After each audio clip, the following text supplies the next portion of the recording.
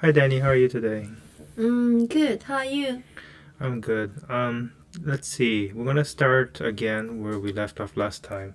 Do Yeah, you remember chapter 3. anything like who was introduced and stuff? The writer introduced another guy, Character. a character who is Prince Wesley's son. What's his Mm. name? Uh, Hippolyte. Hippolyte. Yeah. I think he's very ugly. That's all that you remember from him? Same feature of his sister, Yeah. but his sister very very beautiful Yeah. because he know how to light up all the features. Yeah. But he just maybe different character, different personality. So he looks like Right. ugly. So I think it's an interesting fact that the author is saying maybe personality matters a lot too, like how attractive somebody is, right? Yes. Okay, so anyway, he basically asked Vincent, is this a ghost story? Vincent said, why no, my dear fellow, said that astonished narrator, shrugging his shoulders. Because I hate ghost stories, said Prince Hippolyte in a tone which showed that he only understood the meaning of his words after he uttered them. So that's interesting. So he's saying that he speaks before he knows what he said. That's what he's saying. What? He speak before? Right. So he said in a tone which showed that he only understood the meaning of his words after he had uttered them. So before he says something, he already say it out. Makes sense? I don't understand. Sometimes people just say whatever comes to their mind, right? Yeah. Without thinking much, even if they make any sense or not. So he seems like that's the kind of person he is. Just say something.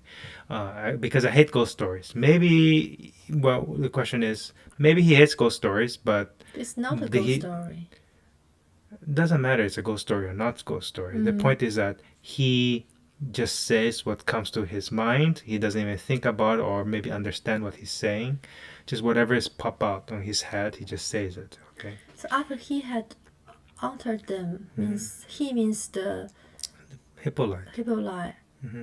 Uttered means say them, right? Speak. Okay, he only understood the meaning of his words after he had shown. That means he does not understand. Means he says something before he even understands what he says. Say something before he understands something. Okay, so he don't think aloud, just say, just speak. Yeah, that's kind of the idea. Oh, okay. He spoke with such self-confidence that his hearers could not be sure whether he was really very witty or very stupid. So He's Hippolyte. It didn't change, right? Oh. So he spoke with very self-confidence that the people who hear him doesn't know, is he actually being very smart or being very stupid? So very witty means very smart, humor. Witty right? means you say something Humor. kind of smart. No, just not humor. Just something. Humor. No, it doesn't have to be. This is it just means something. Translation is humor. Yeah, just something that make a smart comment on something. It doesn't have to be funny or whatever. It's just a smart comment. Smart comment. Yeah. So people don't know which one because he could be saying something completely stupid or something very smart. They don't know which one it is. Oh. He was dressed in a dark green dress coat, knee breeches of the color of the Cruz de Nymphe Effrayer, I don't know what that is, as he called it, shoes and silk stocking. Not very interesting, just dark green dress and just some color or something. So I don't think that's very important. So knee breeches of Not the important. color. Not important. It's just some clothing, not very important. Those kind of clothes. Yeah, not important, right? Because the author doesn't say anything important about this, right? So he called it. Like I said, this part is not very important. So unless you really want to understand every word of it, I don't think there's much use of understanding everything. He's just dressed in some dress and some breeches. That's all you need to know. Right? And what the breeches pants. We saw it before. We talked about breeches before. Just pants. Yeah, pants. Many. You just type of pants. Yeah. The Vicomte told his tale very neatly. It was an anecdote then current to the fact that the Duc de Errier had gone secretly to Paris to visit Mademoiselle George. That at her house he came upon Bonaparte, who also enjoyed the famous actress' favors. Can And I stop? so anyway, he's talking about this Duke that died, murdered, remember? He's talking about the Duke. So anecdote is kind of like a story, if you like, about this Duke, in which he went to Paris to visit this Mademoiselle George at her house, and at her house he came upon Bonaparte. So Mademoiselle George was a famous actress, okay? Oh. And Bonaparte was at the house, the Duke was at her house. Okay. And then what happened? Well, we have to turn the page. And that in his presence, Napoleon happened to fall into one of the fainting fits to which he is subject. So fainting fits means that maybe he faints. I don't know what they mean. Faint means like kind of like lose consciousness. I don't know. And was at the Duke's mercy. The latter spared him, and So I don't understand this sentence. So Napoleon has happened. falling fit. He can fall into fits. What fall into Fainting, fits mean? fainting. Fainting means lose consciousness. Lose conscious. Oh, dizzy? No, lose consciousness. Faint. Fall into the Fainting fits. He just lose consciousness sometimes. Where he was. To which he was subject.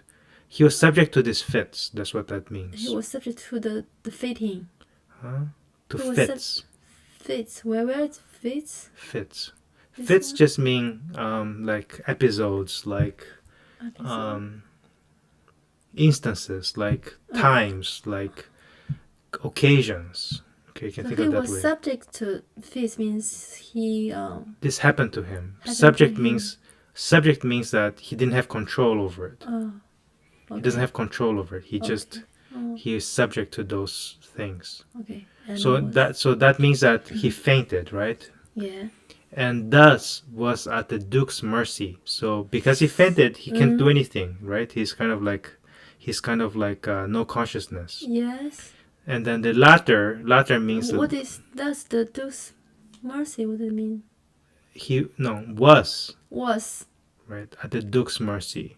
What's Napoleon was at the Duke's mercy means that the Duke can do whatever he wants with Napoleon, because Napoleon is fainted that? already. Oh, okay. So he was at the Duke's mercy. Means that Duke mercy means that you can do whatever, you can right? kill him. You can kill him. You can whatever, help him, whatever. Okay. He was at the Duke's mercy. In the famous actress' house. Yes.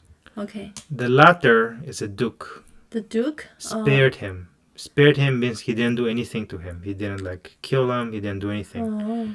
And this magnanimity means that his goodness, Bonaparte subsequently repaid by death. So because Napoleon maybe doesn't like to feel like he owes anybody, right? So Bonaparte decided to kill him. This So the main sentence is magnanimity repaid by death. Yes, that's the main sentence. Oh. His goodness was paid by death, his death. Repaid by death. Repaid means. Repaid means I give you something, you pay me something. Pay me back. Right? Yeah. Bonus subsequently repaid by death. Okay. Means he make him death. Yes. Okay. The story was very pretty and interesting, and especially at the point where the rivals suddenly recognized one another and the ladies looked agitated. So that's so the story was fine, was pretty and interesting, especially at the point where the rivals suddenly recognized one another. So I'm not sure which rivals they're talking about. Yeah. Maybe they're talking about the rivals in the reception, Anna's reception, and maybe, right? Okay. And the ladies look agitated. So I think it's the people in the reception. Okay. So what the rivals recognize one another? Rivals, you need to know what it means. Rivals means People who rap here. huh? People who rap here. No, nothing to do with a rival. What Rivals does it means like mean? you're almost your enemy, right? Oh, your People enemy. who right. So you can imagine who is Vincent's rival, for example. It could be somebody who doesn't like him, or it could be somebody who wants as much attention as him, or whatever, right? So, or it could be, rivals just means like some people you don't necessarily like, right? Your enemies. Suddenly recognize one another means you recognize the Wincon, right? Huh? Recognize who? One another means the rival recognize the Each other. The Wincon, right? The what? No. This Huh? rivals recognize one another. Nothing to do with Vincom here. Wincon, so Vincom was just telling a story. yeah, the rival is whose rival? Vincon's rival, No, right? just a rivals means a group of people who don't look at like. other, who don't like each other. Suddenly recognize one another means Okay, so if I give you the brothers suddenly recognize one another, what do you think that means? The brothers suddenly recognize one another. What do you think? After many years, these two brothers never saw each other, and then they recognize one another. What is it? I understand. And the ladies look agitated. Agitated? Yeah, I don't know why. Maybe because they feel like some tension came up. Because Agitated means agitated. Agitated means like agitated. means basically full of kind of more motion. If you want to think agitated means more motion. Mm-hmm. When do you think somebody will have more motion? Is when they're not very comfortable, right? They don't comfortable. Motion. So if I look at somebody and they're like moving around a little bit more, what do you think that means? If you look at somebody don't look at you. No, I'm thinking if you look at somebody and you look at them, they look like they're moving more.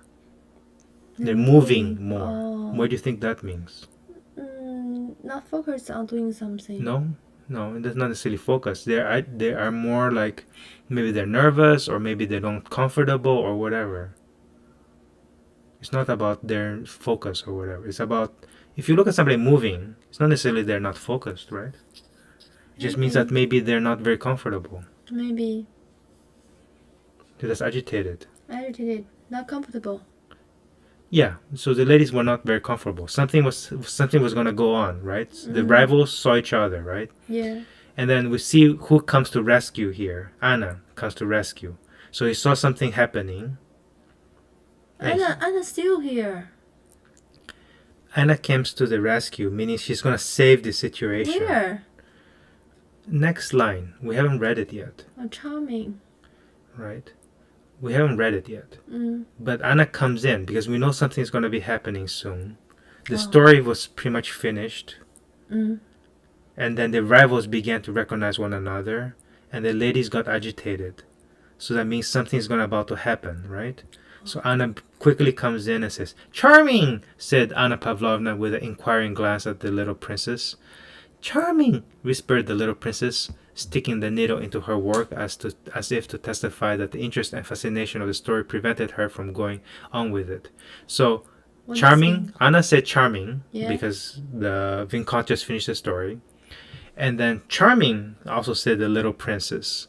She was working at her needle, right? She's doing needlework, sewing. So she stuck the needle into her work, so she stopped her work. As if to testify means to tell everyone that the interest and fascination of the story, that the story was so interesting and fascinating that it prevented her from going on with the work. It means the work that she was doing. Okay. So what does this mean? Inquiry means like with a question mark. What? With a question mark. Question mark means a big question. Well, no, with a question mark. So charming, so maybe she's looking, charming. Like, what do you think? I look at you, charming. What do you think? Ask me charming or not. You can think of it as a question, right? But this is, so she used it as a question. Charming. She's both saying this story is charming and asking you, do you feel it's charming or not? Oh, charming. And then she's looking at you, charming. And then the princess is charming, whispered little princess. And then she had, to stop her work to say that. Okay. The Vicomte appreciated the silent praise and, smiling gratefully, prepared to continue. So again, there was a silent praise, which is interesting. So nobody actually talked about it. Kind of people don't want to say too much. And smiling gratefully to prepare, so he's going to prepare to continue. Yeah. But just then, Anna Pavlovna, who had kept a watchful eye on the young man who so alarmed her, so which is the young man? Who? Pierre. Noticed that he was talking too loudly and vehemently with the abbe. So who was he talking with? Who was Pierre talking with? Abe. Right. He was talking too loudly. Too loudly and And vehemently means vehemently. just maybe very again. Maybe it was a little bit of anger. Maybe it was a little bit of emotion. Vehemently, with Abe. So she hurried to the rescue. Again, she came to the rescue. Yeah. Right. So she went to that side, and Pierre had managed to start a conversation with Abe about the balance of power. So Pierre started a conversation. Remember, he was waiting that like the young man. That's chapter 2 ending. Yeah. He was waiting to speak. So he finally got to speak with Abe about the balance of power, which is politics. What? He's talking with Abe about politics. Politics, the balance of power. Remember what Abe said? It's political small. Yeah, power. Power, what do you think power means? Power. Who had the power? Yeah, power, right? Like Napoleon. And the latter, who's the latter here? I don't know who come in. Well, it has to be at the Abe, because Pierre is talking, and the latter is the one who's talking to.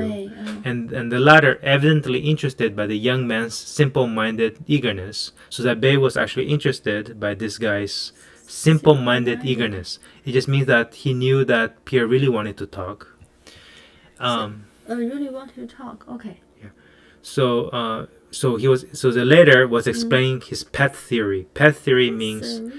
Yeah, so pet theory, what does a pet mean? Cat or dog. Yes. So pet theory is kind of my own thing that I created, like my own theory. Oh, my own theory. Yeah, my thing that I created myself, my pet, right? Both were talking and listening too eagerly and too naturally, which was why Anna disapproved. So that's very interesting. So Anna was kind of like, she's worried that these people are like talking and listening too eagerly, which is normally a good thing, right? I listen to you and I talk to you very naturally. Yeah. So she was kind of scared. Why? I don't know why. What do you think? So these people are talking so well with each other. Seems Maybe like. Anna don't want them to talk deeply with the politics. Maybe that's one possibility. Anything else? I don't know.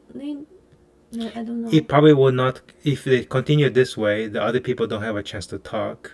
Other people don't have a Yeah, chance. because it's a group, right?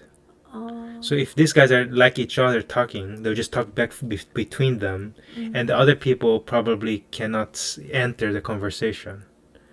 You can think it that way. I'm guessing, right? So maybe disapprove, because she wants to make sure everybody's like enjoying themselves. But now if these two guys are enjoying themselves, that means the other people are not necessarily enjoying themselves. Really? Well, what do you think? If two people are like just they enjoy talking to each other about a subject or whatever, it doesn't mean that other people care about that subject, especially politics, like you said. So the means are the balance of power. So this is Abe speaking. The means are the balance of power in Europe and the rights of the people, the Abe was saying. It is only necessary for one powerful nation like Russia, barbaric as she is said to be, to place herself disinterestedly at the head of an alliance having for its object the maintenance of the balance of power of Europe, and it will save the world. Why do you use such voice? I don't know. I don't know what Abe sounds like. It's up to you to decide. You can decide whatever you want. He talks. But okay, so he's talking about the balance of power. Let's go back. The balance of power in Europe. Okay, so talk about Europe again. And the rights of the people means... Okay, so the Abe was saying it is... What is? It is what? The power is only necessary for one... It is only necessary for one powerful nation like Russia. You need one powerful nation. And look what he said about Russia. Barbaric, as she is said to be, means that he doesn't think very highly of Russia. Barbaric means like not very sophisticated. What? Barbaric. Barbaric means not very sophisticated. So imagine French. Imagine French. They like dress well, they talk well and stuff. This Russia is like somebody from the countryside. They're not like sophisticated, like city people or whatever. Barbaric. So he's saying that Russia is powerful but barbaric. To place herself, Russia place herself. Russian place Russian self. Russia places herself disinterestedly at the head of an alliance for its object the maintenance of the balance of power of Europe. So Russia, is a very powerful nation. Is she put at the head of an alliance? Alliance means like a group of nations, group of people doing things together. I mean, distinguishes. What do you mean? This word. If she places herself disinterestedly, means like not very seriously. Even she doesn't place it very seriously. You don't, disinterestedly means like you're not very active participant. Maybe you just put there as a name, right? But even if you do that, even if you put at the head of the alliance, ahead of a group of nations, having what is the objective? Having for its object, meaning objective, its objective is the maintenance of the balance of power of Europe. Then it would save the world. So basically saying, if Russia comes forward, right? He's saying if Russia comes forward and places herself at the head, put herself at the leading position of this alliance. Okay. Alliance is a group of nations. And say that the objective of this alliance, why they're meeting together, is because they want to make sure that the balance of power is maintained. They want to keep the same balance of power. Don't want any nation to be too powerful. Maintenance of power. Maintenance of the balance of power means that you try to maintain the balance. What is the balance? What does balance mean? Balance. Balance. Yes, balance. 平衡. Right. So what is the balance here? Not one person is having too much power. So this alliance is trying to maintain the balance of power in Europe. So not one nation has too much power.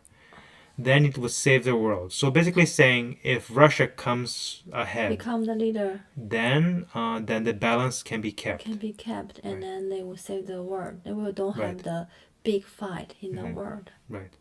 Okay. We can stop with the next one. So Pierre says, but how are you to get that balance? Pierre was beginning. So he's asking, how are you going to get that balance, right? Pierre question. Right. So even if you have Russia ahead, maybe he's asking, how are you going to get that balance of power? Okay, great. Okay. See you next time.